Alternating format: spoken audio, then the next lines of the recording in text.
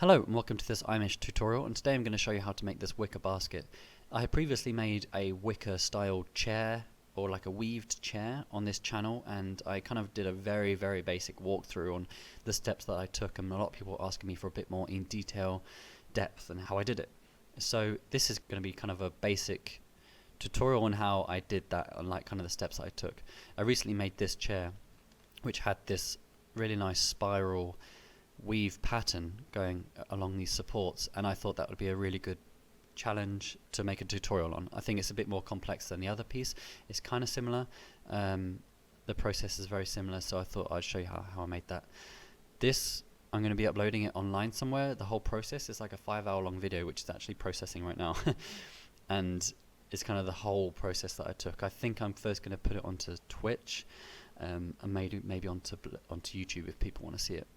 So anyway, how I made this basket now.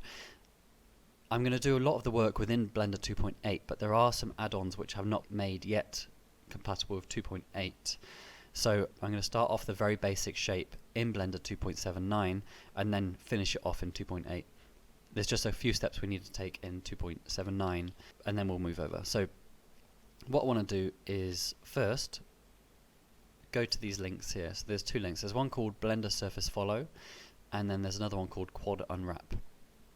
I think if you download this, you should be able to just get these buttons here. If I go to here, that you should get these extra panels, and this is the panel which we are looking for. That is from this Surface Follow add-on. And what that will allow us to do is basically, let's just start fresh. So I'll show you what it does. Now let's add a cylinder, and just bring this down to here, and just add a few loops with Control R, and then use the mouse wheel to scroll up, and just grab these two center points and press O for proportional editing, and then scale it on the Z axis. Something like this, I guess. Maybe like this, and then I just want to bring the top one in. I don't know, something like this, I guess. I think the first one I did looked a bit nicer. Anyway, you get the point. So first thing I want to do is just remove the top cap and the bottom cap. Just scale this in a bit more. Let's just separate that, and then just click on this one, and we want to unwrap it. So just select this edge with Alt and right click, and just click seam, mark seam. And then next we want to do, let's just go to the window,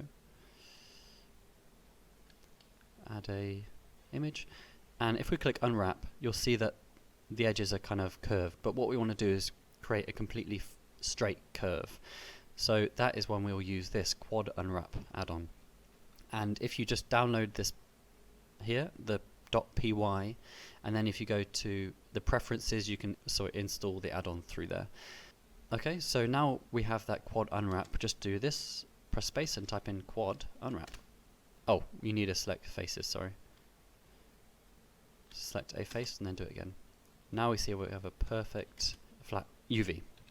So next thing you want to do is make sure we go to this add-on and click on Rescale Islands, use Active Map, and create UV shape. Now if we go to here, this panel, we have created a shape.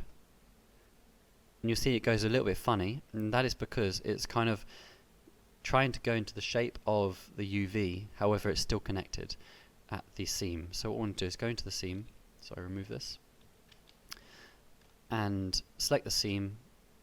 If you have lots of seams, what you can do is right click on a seam and click Shift G and click seam, and then we just press V, and now it's separated.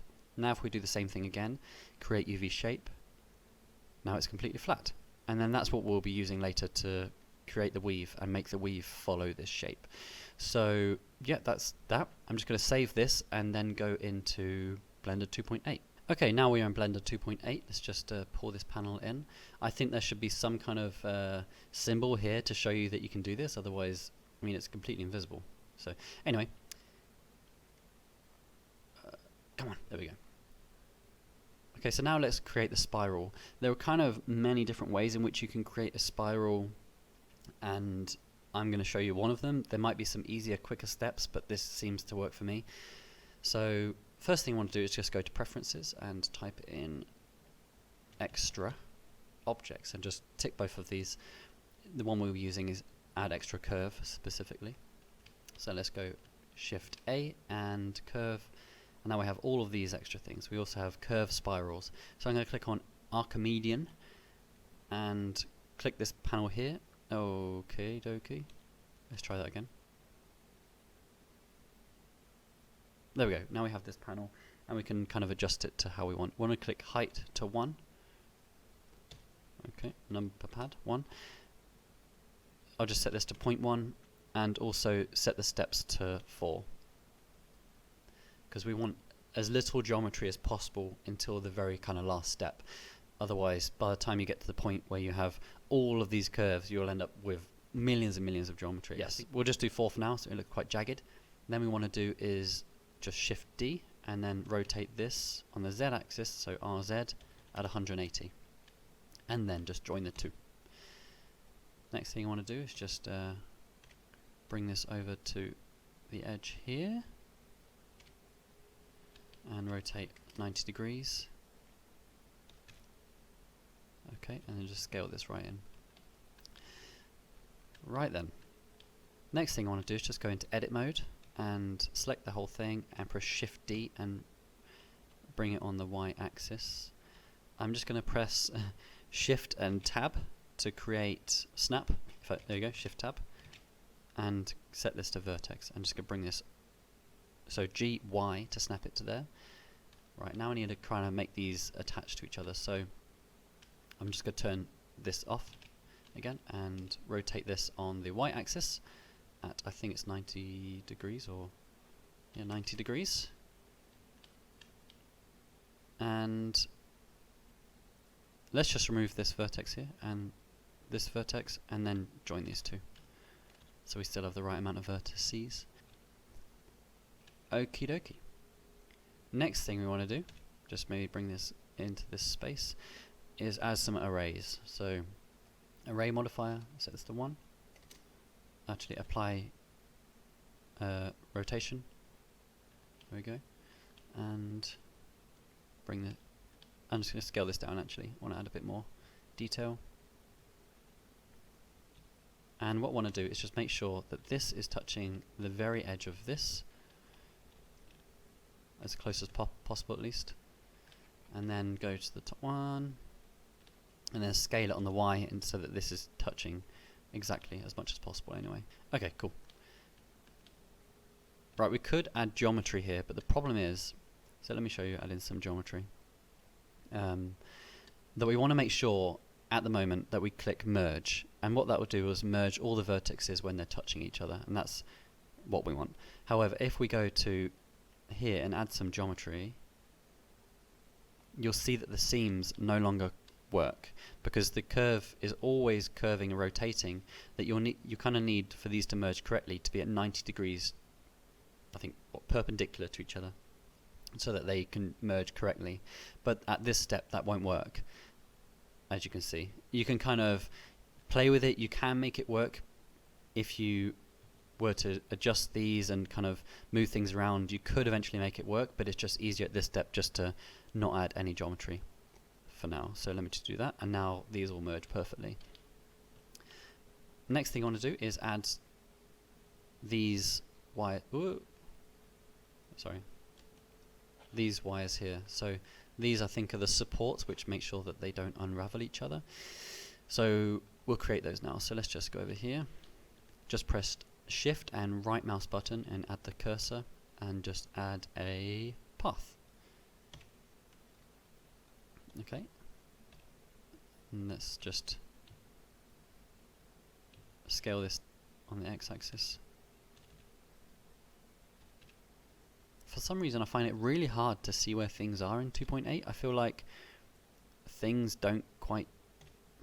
seem to disappear a lot easier. Anyway, let's just bring this over. Just there we go. And then I want to just add a bit more geometry. Oh, it's not W, it's right mouse button and click subdivide. just a bit more, like that. And now we're going to give this one geometry. This one is fine. So what I want to do is add some here. Again, I just want to turn this down to 0. And also I'm going to turn the steps down. Because we subdivided it this way, we no longer need any more here. So let's turn that right down. And you'll see here that there are 2 threads per row. So I'm just going to go into here, Shift D, and duplicate it on the y-axis. Right, let me just go into this view so we can see what's going on. Let's just move this into the middle of these 2 things. And now we want to add an array. So array, again, apply rotation 1. Yep, let's turn this one off. And just give it loads, and then scale it up. So that these are in the center of each one. Okay, let's add a bit more. Whoa, there's quite a few here.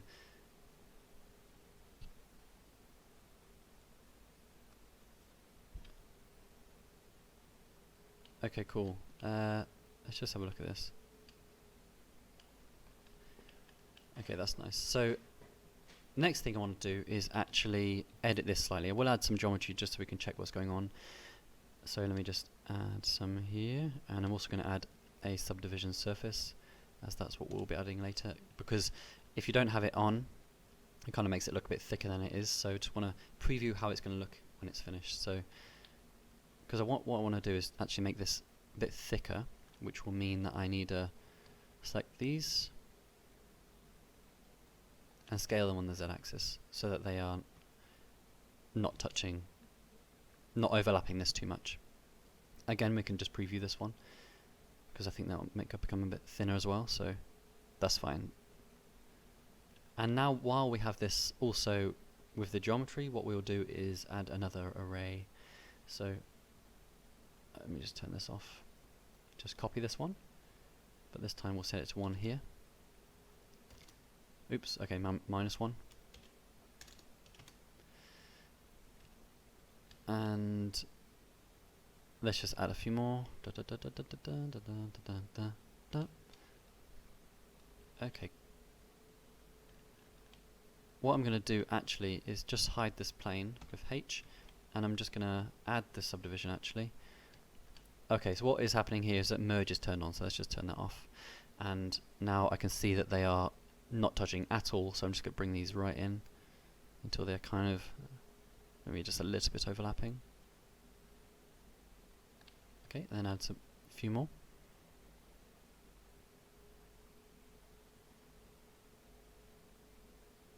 And just press Alt-H to unhide that one. And okay, so now we know that everything is going to align. Once we've added the geometry, we will now remove it and then add it again a bit later on. So let's just go to here and turn this off. But now you see that everything is bunched up this way again. So what we want to do is just bring this up. So in this array, let's just bring it right back to where it was, because we know once we've added the geometry that it will line up fine and everything will be overlapping just enough. So just make sure this fills the whole space. Cool. Now we just want to make sure that we turn off the subdivision surface, and also make sure this one doesn't have one turned on, so let's turn that one off. And then we will check that aligns still. Yeah, that's fine. And then we just want to merge the two. So first thing we want to do is just select both of them, convert to mesh. Control J to join the two. Now we've done that, let's just do surface deform and then select the cylinder, the object, the plane below, and click bind. Sometimes if you click bind and there are a lot of geometry hanging over the edges of the object you're binding to, you'll get some errors and vertices will be flying all over the place. So just try to make sure that everything is within this space as much as possible, but in this case it's quite fine. So now we just click on the actual plane, go back down to this, and now we will adjust this back to 0. Ta-da! And now we have a weaved basket. Obviously we need to add some geometry, so let's just go into wireframe mode and apply the surface deform, and just select all of these faces. Control L and then P. Have I missed some? Oh no, that's the thing below. And now we can re-add the geometry. So let's go to here and convert to curve and add some stuff. Let's add a subsurface and also turn this back down to 0. Okay, cool. And you'll see if we right click shade smooth that we now have a weave basket. You can see now where the two are meant to be joining, and to fix that what we want to do is actually, okay, I've just lost it. Okay, here it is. So I want to just do a shift and right click so we have the cursor so I don't lose it again, and just go inside here. Okay, there it is. And this part is a little bit monotonous and a bit boring, but it's how I did it, and if anyone knows how to fix this quickly then do let me know. So just click these two and then click F and then just remove one of them. Okay, not that one. Okay, so if you get to this point and you want to merge the two and it says it cannot do that, I'm not entirely sure why, because some of them do work fine.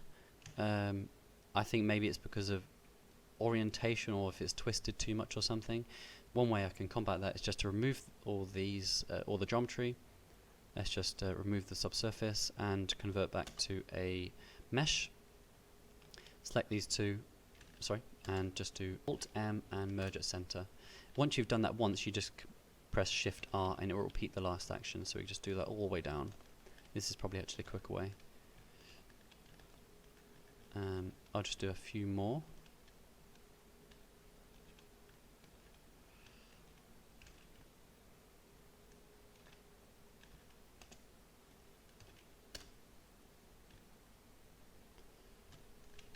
Okay, so now these are joined. Now we can just convert it back to a curve and add a subsurface and add the geometry again.